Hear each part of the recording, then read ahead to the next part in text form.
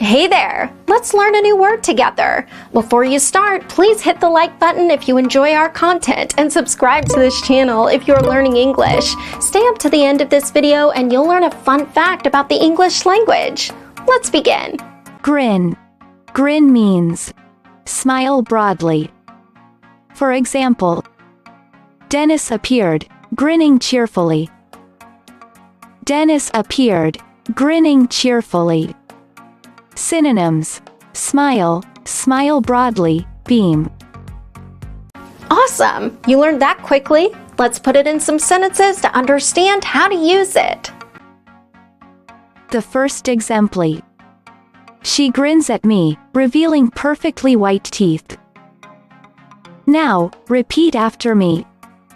She grins at me, revealing perfectly white teeth. The second exempli. Both men grinned broadly as they left court. Now, repeat after me. Both men grinned broadly as they left court. The third exempli. He grinned wickedly in response to her skeptical expression. Now, repeat after me. He grinned wickedly in response to her skeptical expression. Now let's learn an interesting fact about the English language. The word bookkeeper, along with its associate bookkeeping, is the only unhyphenated English word with 3 consecutive double letters. Other such words, like sweet-toothed, require a hyphen to be readily readable.